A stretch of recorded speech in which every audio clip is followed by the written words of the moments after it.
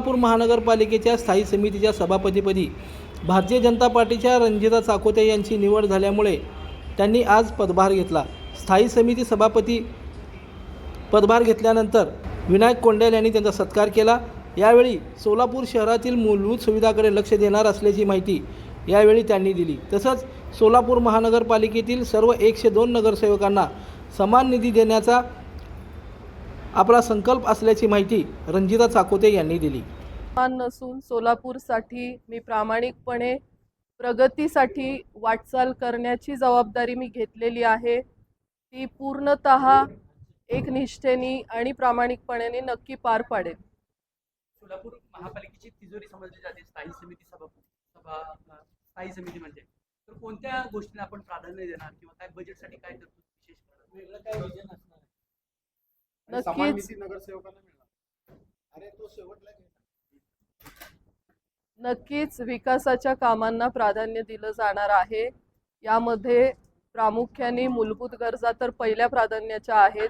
पाणी पुरवठा आहे, रस्ता आहे, आपल्या सगळ्या महानगरपालिकेचे हॉस्पिटल्स आहेत, प्रामुख्याने महिलांचा विषय आहे, पिंक टॉयलेट्स आहेत, आता जी काही ई बसेस येणार आहेत त्यात महिलांसाठी काही रिझर्व करायचे आहेत, त्याचप्रमाणे महानगरपालिकेच्या शाळांचे नूतनीकरण सुद्धा आहे। असे असंख्य विषय आहेत। पण हे सगळं करत असताना जे काही आत्ता नवीन तंत्रज्ञान निघालेलं आहे त्याच्या साहाय्याने आपण नक्कीच याचा प्रयत्न करणार आहोत। यामध्ये मग धूळमुक्त सोलापूर असेल, स्वच्छ हरित सोलापूर असेल, पर्यावरण युक्त या सगळ्या विषयांना भर दिला जाईल। सोलापूर स्थायी समिती सभापतीपदी अनेक जणांच्या सिनियर लोकांची नावं चर्चेत होती आणि त्याच्यामध्ये तुमच्या गळ्यात ही माळ पडली।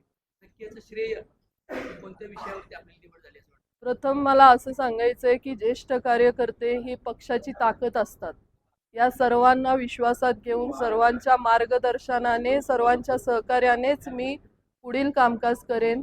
याचं श्रेय माझ्या पक्षश्रेष्ठींना, आदरणीय फडणवीस साहेब, मुख्यमंत्री साहेब, आमचे पालकमंत्री साहेब जयकुमार भाऊ गोरे साहेब आहेत, आमदार विजयकुमार देशमुख अण्णा आहेत, आमदार सुभाष बापू देशमुख आहेत, आमदार सचिनदादा कल्याण शेट्टी, आमदार देवेंद्रदादा कोठे यांनी माझ्यावर विश्वास ठेवला, आमचे महापौर साहेब आहेत विनायक दादा कोंडेल, काल परवा आल्यापासून मला ते अगदी व्यवस्थित सगळ्या कामकाजाची माहिती देत आहेत, आमच्या देवकर ताई आहेत, नरेंद्र दादा आहेत, तेही मला वेळोवेळी सगळ्या सूचना सांगतायत, आणि माझे आधारस्तंभ रोहिणीताई तडवळकर, ह्या सर्वांचंच मी श्रेय देते सगळ्यांना।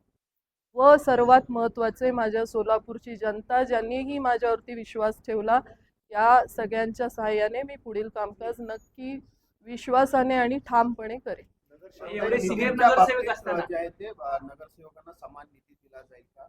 100% सगळ्यांना, कारण मी परवा दिवशीही सांगितलं की हे सगळे नगरसेवक त्यांच्या प्रभागाचं नेतृत्व करतायत, त्यांच्यावर जबाबदारी त्या प्रभागाची आहे। प्रत्येक प्रभागाचा विकास झाला पाहिजे, तो विकास होण्यासाठी सर्वांना समान निधी नक्कीच दिला जाईल।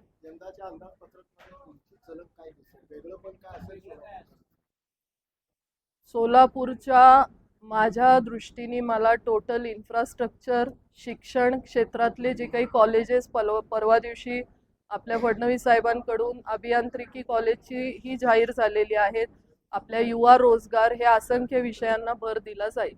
इन्फ्रास्ट्रक्चरमध्ये फ्लायओव्हर्स आहेत, सोलापूरचा नकाशा जेवढा होईल तेवढा मला बदलायचा आहे। पण अनेक सिनियर नगरसेवक आहेत, ज्येष्ठ आहेत, आणि आपल्यासारख्या पहिल्यांदाच निवडून आलेल्या उमेदवाराला स्थायी समितीची एवढी मोठी जबाबदारी दिली आहे, ते नक्की कसं?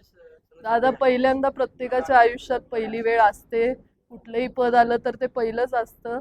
मला वाटतं मी उशीर केलाय, कारण माझ्या टीममध्ये 25 आणि 21 वर्षाचे नगरसेवक आहेत, त्यामुळं सगळ्यांना मी म्हटल्यासारखं ज्येष्ठांना मी सोबत घेऊनच काम करणार आहे। त्यांच्या सूचना, त्यांचं मार्गदर्शन नक्कीच मोलाचं आहे, पण ही सगळी पक्षाचा निर्णय आहे जो मी माझ्या जबाबदारी समजून मी कामकाजात लक्ष देईन।